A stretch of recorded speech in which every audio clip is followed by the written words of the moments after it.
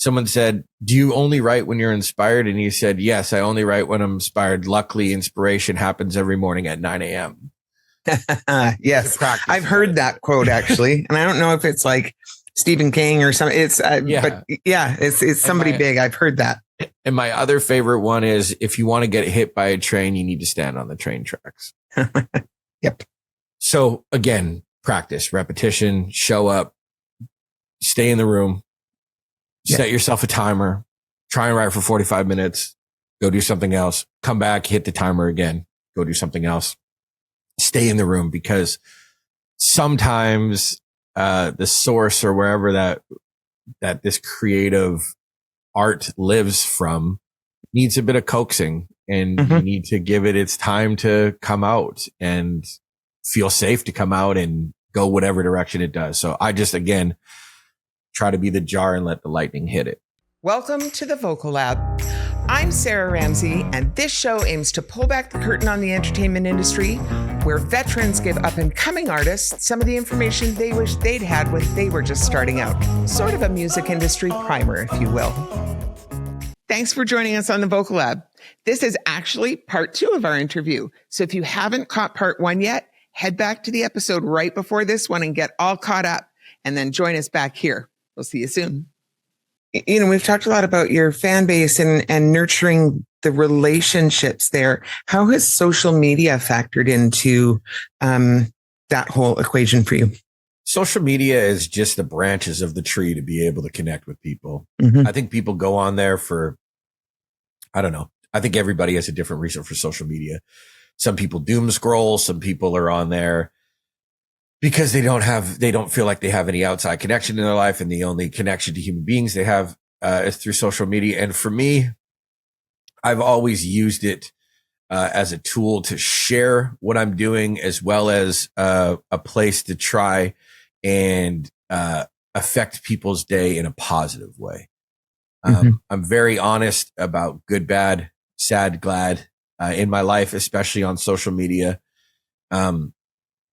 But more importantly, people are like, it is an onslaught of buy this, do this, look like that, be like this. This person's fighting this person.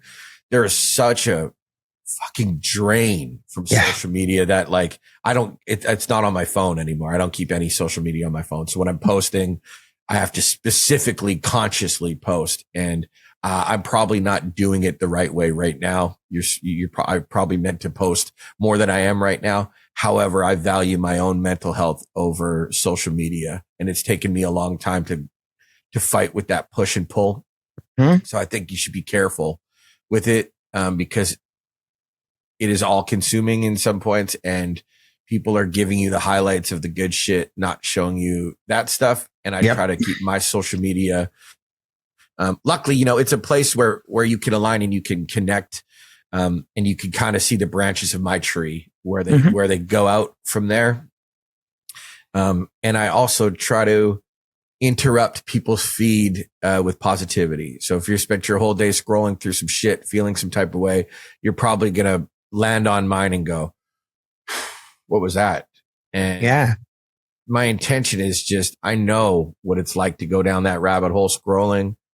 And I just often want to encourage someone to just stop, take a second to breathe, realize that this isn't the end all be all of what you're looking at right now. And that, you know, if you hold strong, it'll probably get better. Yeah. And that's what I like. I bring to social media for the most part. It's a lot of positivity. However, you also see lags of when I'm not posting, and I don't post to just post. I don't show up and post some happy shit when I'm not, you know. I don't believe in that. I think people nowadays, if not anything else, are like the greatest detectors of bullshit on the planet. And you could tell when someone is unauthentically trying to show you this version of themselves, and it doesn't work. Yeah. So just be you all the time, and then you don't have to try to be someone else. Yeah. You have to remember what mask you're wearing today, right? Yeah. I think this is an important piece of the conversation, though, is that, you know, unquestionably, social media factors into an artist's existence now. Of course. But normalizing the fact that that's going to still be different person to person, and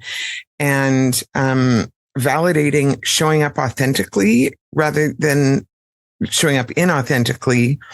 You know, I've heard the quote about on social media, as consumers of social media. Yeah. Often we end up comparing our worst day to somebody else's best day because we don't have the full spectrum view of their life, and they're only posting the highlight reel. Yeah. And it skews things very strangely in our society right now. So I actually love the way you're talking about how you show up in social media. Yeah, it's awful. I think, I don't know if I understand the purpose of social media, and I understand there are certain aspects to it that I'm neglecting in this moment. And I also have chosen to let myself a little bit of grace in there. Yeah. Because you can't show up as your authentic self, tired, frustrated, sad, and unable to move. You know, I'm not a fucking content creator first and foremost. I'm not a fucking influencer. I'm none of those things. I'm a dude who chose to make music for his entire life and give you the real raw layers of myself. No other way. And if I can't do that mentally right now, then why the fuck would I be there? And I apologize that all of those swear words just happened in the last 4 seconds. Hey, but it's those moments where, like, you know, you start to feel like you're behind with social media sometimes. And I don't agree with that. I think you have to understand that there are duties that need to be performed. Just like anything, there's a checklist in music, and social media is part of that checklist. And you need to understand that certain things need to be done in order to put yourself out there. So you can't shy from that. That is the difference between professional and an amateur. You have to realize that does exist, but you also need to find where you exist in there to be able to make authentic content, not just see what someone's doing and try to emulate it, because that's where the unhappiness comes from. Because your body's like, oh, we don't do this. Yeah. Why am I trying to do this? And then it is viewed the exact same way, because someone's like, if you feel uncomfortable doing it, imagine what it looks like watching that, you know? It carries an energy. Yeah, it does. And that's where I try to, be mindful of, because I don't do things on there because I feel like I need to. I don't, I realize that ultimately at the end of the day, we do all sing for our supper, but you can choose the songs you sing, I guess. Yeah, absolutely.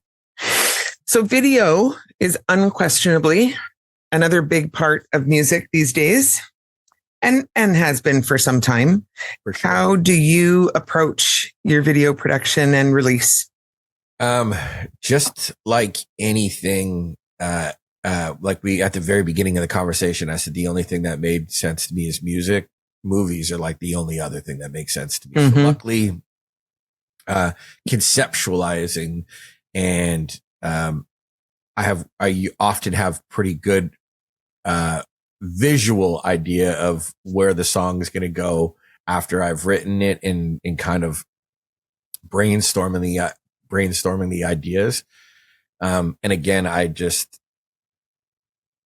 had to work my way into that too. I think if you watched my first videos, you could feel how uncomfortable I am being filmed, until you learn that, like, again, this is a parameter that lives inside of being a professional musician, and you need to learn how to push past your insecurity of being on a camera and just let what you're doing shine. How would you sing to that song if you're alone in your room?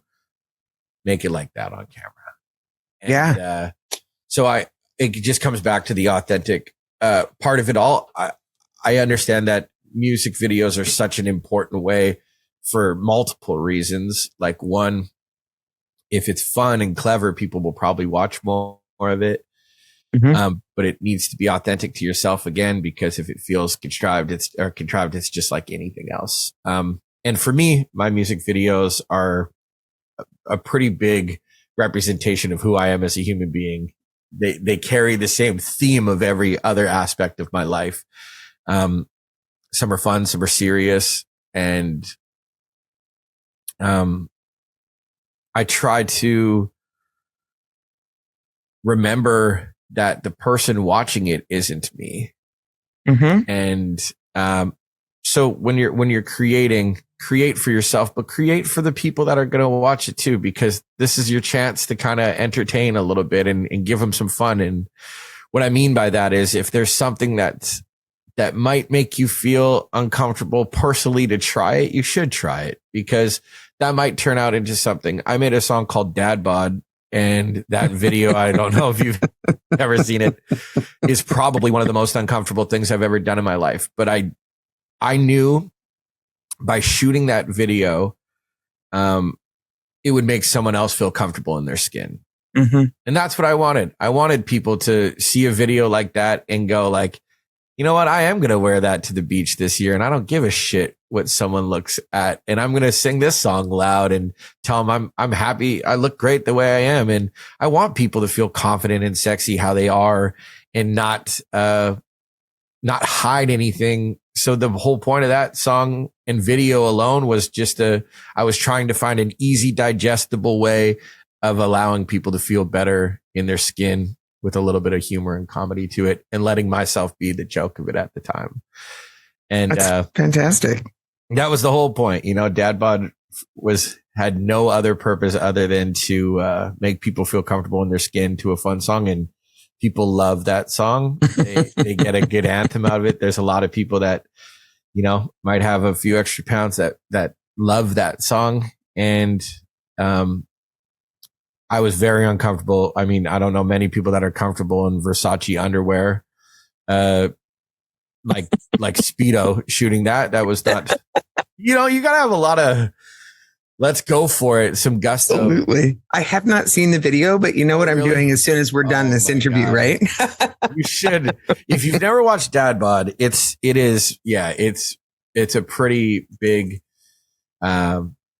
crazy video for sure. And shout out to Devin Locke, who shot and directed that video, with Christian Eichmann, who shoots all my stuff there, and all the wonderful people. My friend Mark let us use his yacht. It's all shot on a yacht. It's definitely worth the watch. It's a pretty silly video.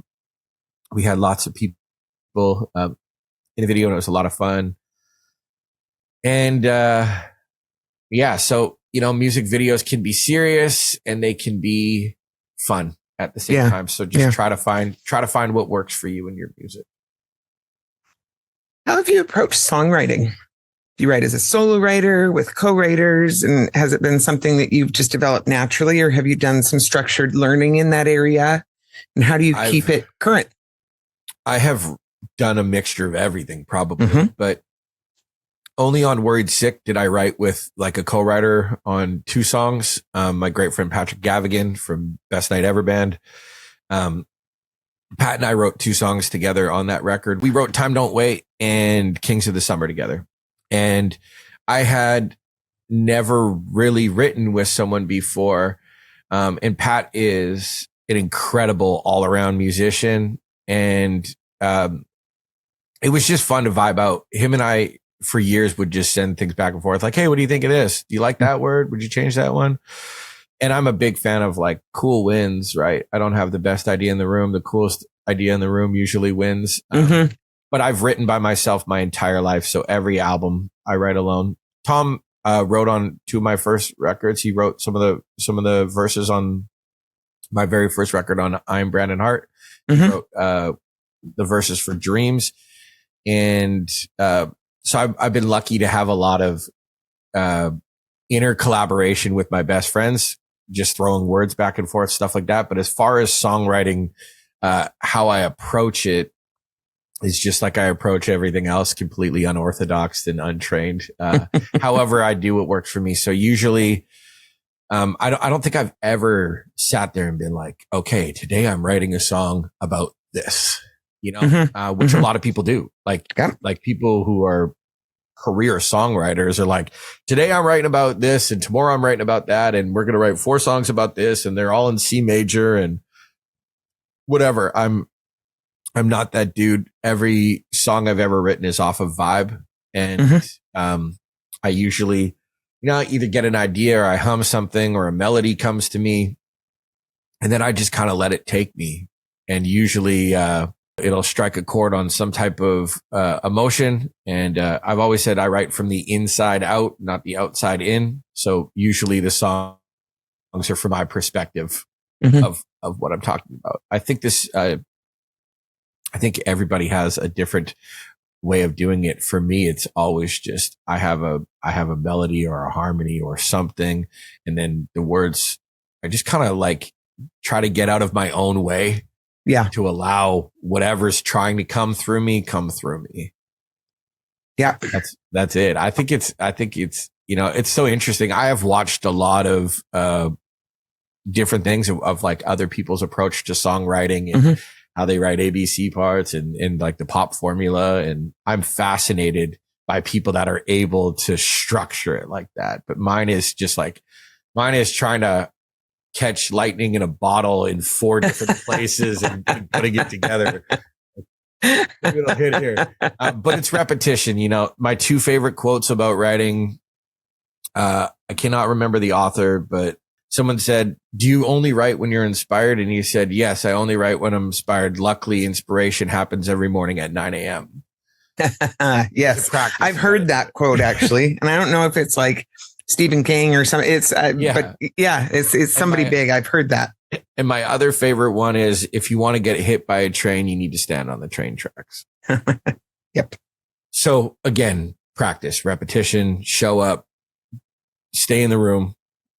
Set yourself a timer, try and write for 45 minutes, go do something else, come back, hit the timer again, go do something else, stay in the room, because sometimes, the source or wherever that this creative art lives from needs a bit of coaxing, and you need to give it its time to come out and feel safe to come out and go whatever direction it does. So I just, again, try to be the jar and let the lightning hit it. I think too, with writing, sometimes you have to write the bad shit in order to clear the pipes for the good shit to come through. I don't mean this in like a bragging way at all. I've never been able to write shit songs like that. Where, like I could just write for, like, I've never been able to sit down and write 10 songs and be like, just like, I'll get like a line in and I'm like, nope. And I just move on. And usually when I'm writing a song, it feels like a song I've heard already from, you know what I mean? Like when a song absolutely like a song, do. And I'm like, oh, I've got a song. It's a song. Yeah. And, so it's a really tough thing because I get asked that question all the time. People are like, how do you write? And I'm like, usually that song was written in 10 minutes because I can't keep my hand fast enough on the page to write it. But it might take me 6 months to get that song because, or sometimes, I'll write 10 songs in a week and sometimes I won't write 10 songs in a year. Yeah. And, I'm trying, and I'm always trying to learn a better way, to do things for myself. And I think, the next project, I think I'm just going to try and live in it for like 2 months and not write up to it. I don't want to be trying to write throughout the year and having those, oh shit, I couldn't write this day and I can write that day, because that really messes with your brain. I think, again, if I get out of my own way and give myself a week of transitioning out of whatever part of my life I'm in and going like, hey, we're going to be in our studio and we're going to work here for the next little bit. So let's have our coffee in here. We don't need to do anything today. We don't need to play any guitars. We don't need to do anything other than start kicking ourselves back over into this mode and gently allowing it to show up and then being like, boom, these 2 months are when I'm going to write only in. Yeah. I think I'm going to try and do the next project like that. It's really hard when you're in and out, when your life's super busy and you're making a record in pieces. When you're in it and you're in flow is like the most beautiful time of it all. And then you leave it, and to come back to it for years, I would half write a song and I was unable to write the back half of it if I left. Only over the last 3 years have I been able to like start a song 3 months ago and finish it 3 months later. And they still live like they're from the same breath. Yeah. Which took a lot of time. Well, and I mean, I've had the experience of writing a song in half an hour, and it was like, it just arrived fully formed. And I've had the experience of writing a song that I started and then 15 years later, I finished it because I couldn't find it for the interim 15 years. What a trip, hey? But it got there eventually. I mean, I find, and I've talked to some other writers in the course of this show that have echoed this sentiment, that often writing feels like being a conduit rather than it coming from you. It's coming through you. 100%. Yeah. That's 100%. Your experience too. 100%. Absolutely. Like I said, there's times where I can't move my hand as fast as it's coming through me. And there's times where you're like, hello, anything? All right, I'll try tomorrow. Yeah. And I think, who knows? Who knows how it really works? All I know is that's what I mean. You want to, I try and stand there and hold the jar out for the glass or for the lightning to hit it. And all I know is that it is a great feeling when the conduit is receiving something. And it's a really tough feeling when it isn't. Yep. And it's important, I think, for myself. I've learned, if I've tried to give myself the gift of anything, it's grace, in those moments, because just because you couldn't write a song for 2 months doesn't mean you're a bad writer. No, it means a million things. I was listening to a masterclass with Aaron Sorkin the other day, he wrote like West Wing, American President. He's an incredible screenwriter, and that kind of stuff fascinates me. And it's been something I've been working on, in the background for a long time. I do want to write a couple movies, and I have started a couple. And he said usually from start to finish when he writes something is 18 months. He usually writes the screenplay in 3 of those months, and the other 15 months are spent being depressed, thinking he can't write. And I was like, holy shit, is that relatable? Like if the guy who's writing full on, like, he wrote A Few Good Men, think of that speech with Jack Nicholson. That guy wrote that. Think of how many times people say, you can't handle the truth. That guy wrote it.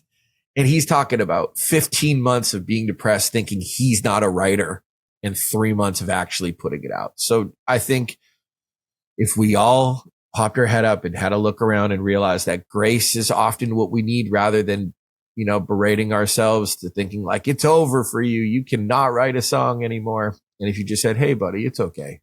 Yeah. Roll up your paintbrushes, put your easel down for the day, and we'll try again tomorrow. Yeah. Go take a walk. You're still awesome. Yeah. I think every artist probably has the same feeling when you make an album. It takes so much out of you. You make the album and you're like, great. Now I'm never going to be able to make something better than this. Yeah. And then somehow you scrape together and you Frankenstein something new, and you're like, I've done it. How will I ever do it again? Right? It's a cycle. Yeah. It's this constant up the mountain to get to the top, to rip down the other side of it and hit that plateau. Yeah. That, where do I exist in this flat land? And, I've learned now that ebb and flow is, the wave coming in and coming out, right? That's not a bad thing. Waves have to do that. That's how tides work. So just sometimes you're swimming, sometimes you're floating, right? I recently heard a framework terminology for that period of time that I have embraced quite fully for myself that has felt very different. And that is that just for creativity in general, whatever form that takes for you, that we have to have fallow periods or the creative void. Because if you think in farming terms, when you plant a fallow field, that's nurturing the soil so that the next time you grow an actual crop there, all the ground is fertile to do so.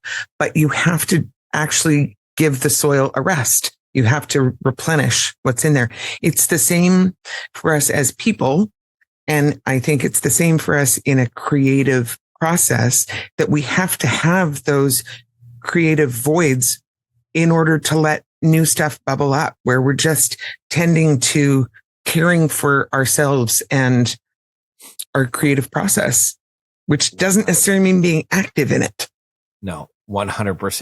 And I think if we embraced those moments rather than detested them, thinking that we were inefficiently working, you'd be in a better place. My friend Sammy says, sometimes you're the bird, sometimes you're the statue. Yeah. And I love that analogy because it's true. Sometimes you're flying in circles and sometimes you're just holding ground, you know? Yeah. Yeah. And I think that's a beautiful analogy to it. And yeah, good things come from that valley, right? You're right. Because it's true. The patience you have to be, the patience, to be a farmer, right?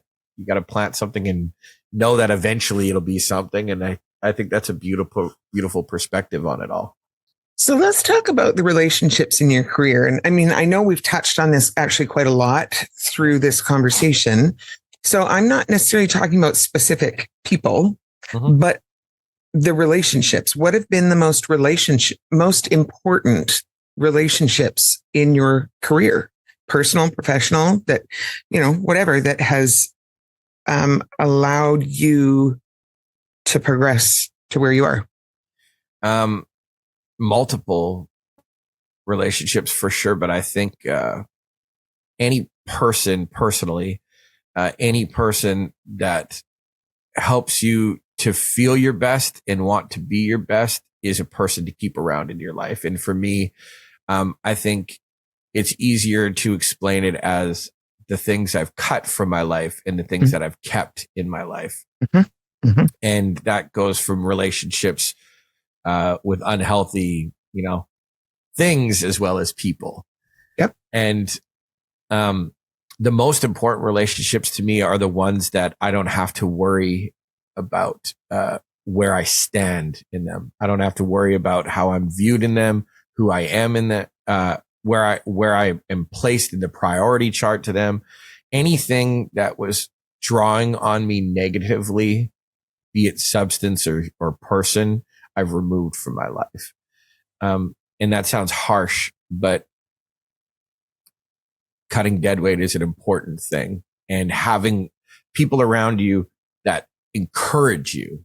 I know a lot of people that have relationships with friends that are musicians that are doing equally the same as them. And it doesn't challenge them to do something different. If the old saying, right? If you're the smartest person in the room, you're in the wrong room. Yep. I think that rings true to music and everything you do in your life. If the people around you are plateaued, you got to find people that are out there trying to climb mountains, man, because you are destined to stay in the same spot you are now if you don't. So I'm lucky, and I only really have a handful of relationships in my life that I water and they water back. That's it. It's so they're important to me for those reasons, really. Without going into specifics of certain people, I just I only cultivate what is good for me in that aspect. That's like the most I think that is one of the most elevated aspects of self-care. Yeah, frankly, it is.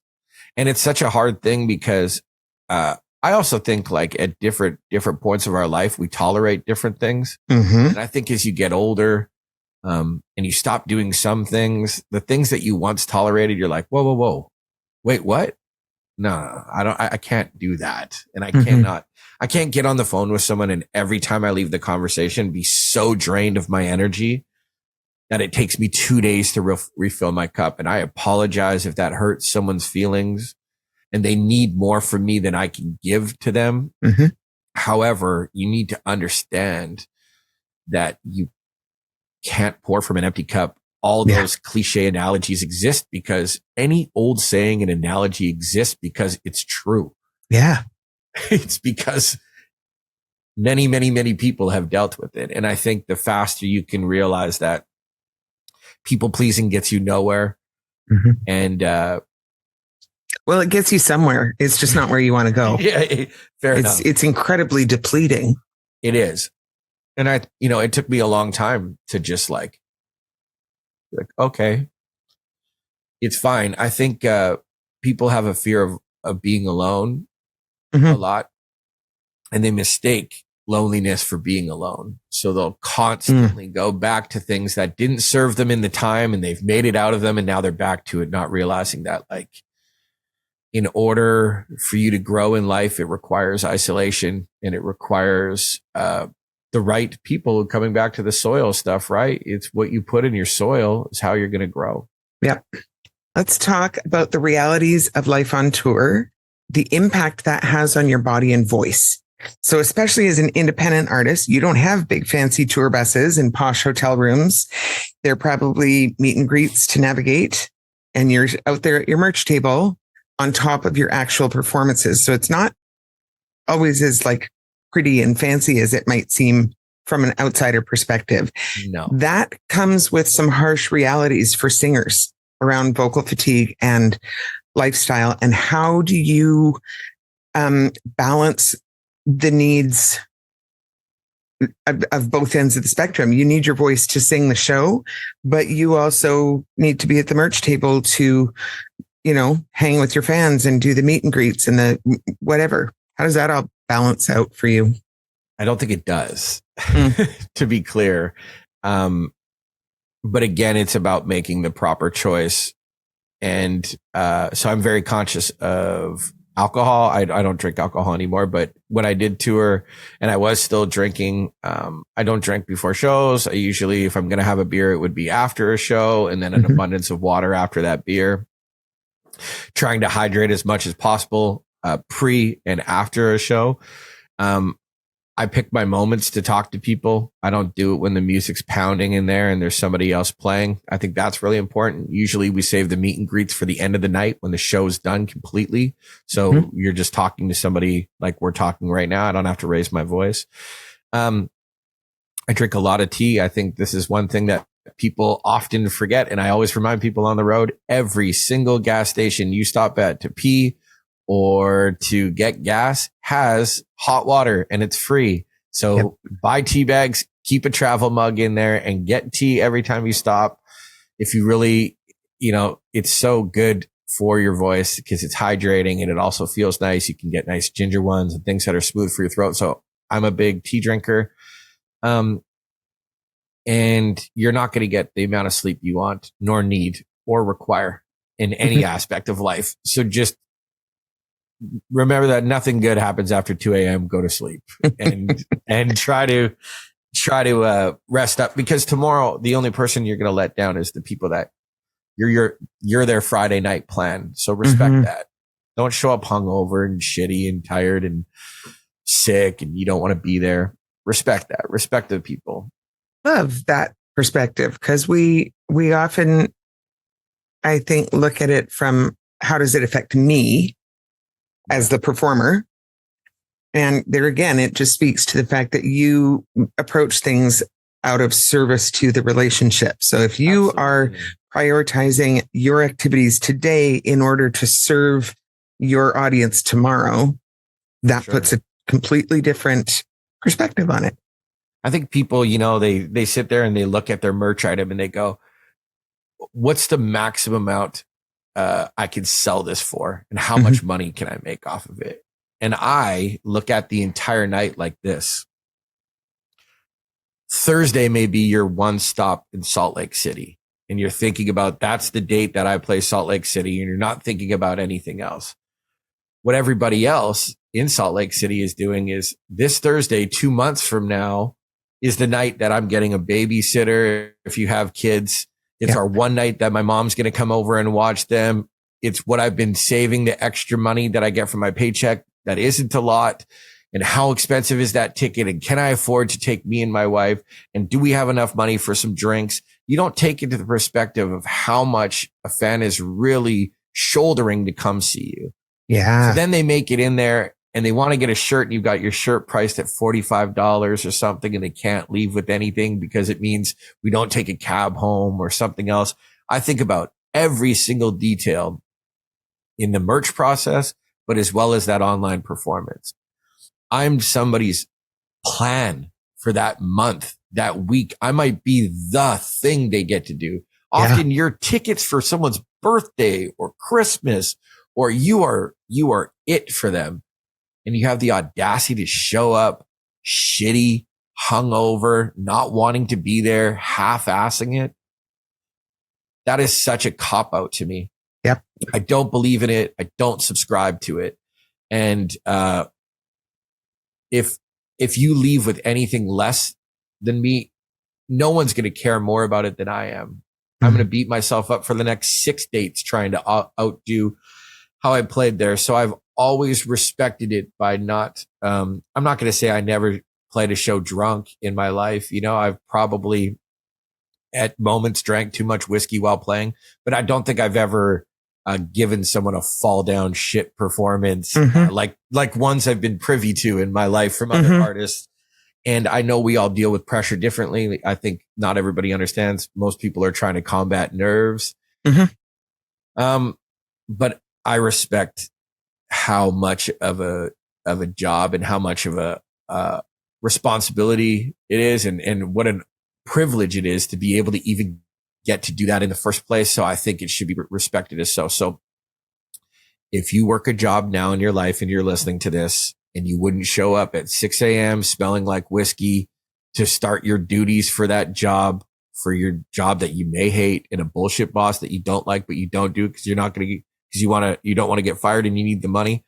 Treat performing the exact same way. It's not a place for you to, I mean, I might catch flack over this. Some people might think, hey man, let me do it how I do it. I just think treat people with the respect that they deserve, and show up to make their night special for them, because that's what the fuck we're here for. Amen. Amen. And it's a privilege to do so. Every time, every single time. I cannot tell you, and I bet you someone couldn't tell you a stage where I haven't stopped at the end to say, every single show I end with, you might feel alone right now in your life, but I'm not here just saying this. If you feel alone and you feel like you have no one to talk to, you have me now. I'm here. Reach out to me. I try to get back to everybody. You're not alone. Look at the people around you. There's all these people here that feel the same way as you. I try to include everybody, and I thank them for giving me the honor and the privilege of being there in the first place and getting to share my music with them. There's nothing greater than that. Yeah. You know? So give the people the respect they deserve, and you'll get to do it year after year after year, I bet. Yeah. Let's talk for a brief minute before we wind up. You have a new project. I do. I have a new record coming out with a good friend of both of ours, Danny Craig. Yeah. He produced the whole record.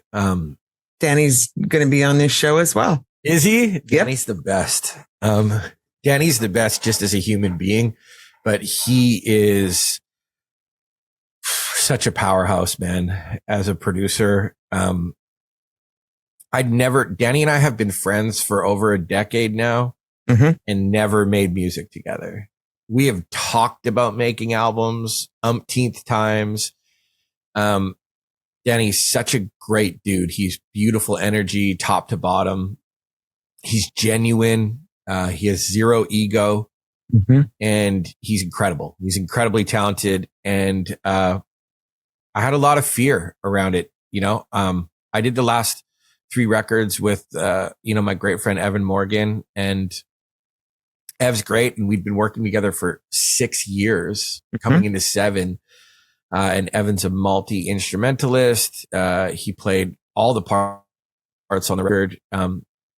He's an incredible producer, engineer, mixing master.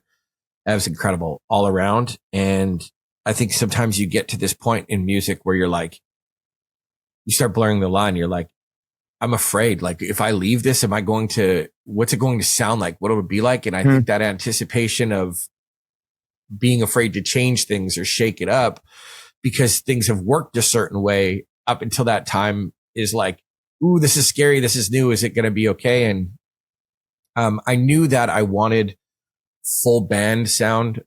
I had obviously on the last few records, there is live drummer. Ev plays all the guitar. He plays the bass on it. There is full band sound, but I wanted like full rock band sound. I wanted that big hit you in the chest drums. And I have always loved Danny's mixes. I've always loved the records Danny produces because they encapsulate that exact sound.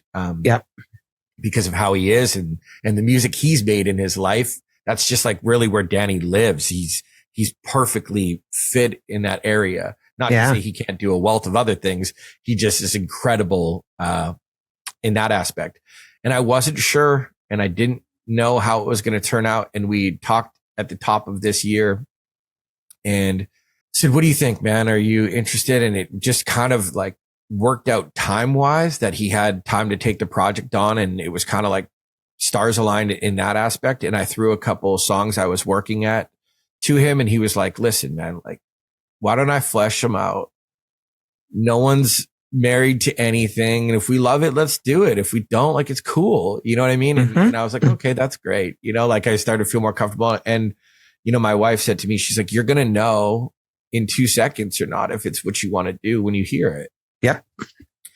And I sent him the first single, or first song, I should say. Now that is the first single, but I sent him the first one, and he was like, "Let me work on it, and I'll send it back to you." And within like 24 hours, he sent me back the first demo. I got 35 seconds into it and threw my hat on the ground. Was like, "Holy shit!" It was exactly what I wanted the song to sound like. It exceeded my expectations, and my daughter's a good vibe check.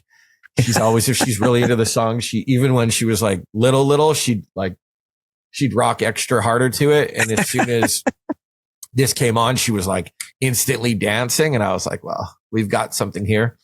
Love that. So Danny and I went in and I got to track it. We tracked it all together. It has some incredible musicians playing on it as well. And, super excited to show it to people. It's been a long process this year of putting it together.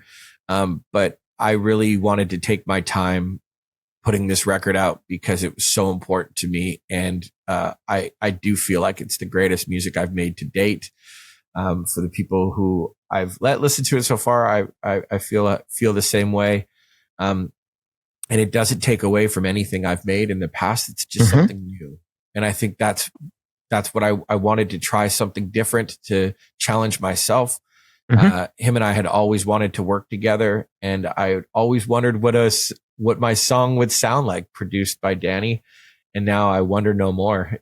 It was such an incredible experience. I hope to do multiple albums with Danny in the future. And I'm really excited to share it with people. So where can people find you? Web, social media, show listings, all the things. I've made it so easy that it's at I'm Brandon Hart everywhere. And my website is IamBrandonHart.com. That is a beautiful thing. Simplicity is king. Yeah, it is. And it's also, you just need to remember one thing for all the things. Well, thank you so much for joining me today. This has been fantastic. I think it's been a really illuminating conversation around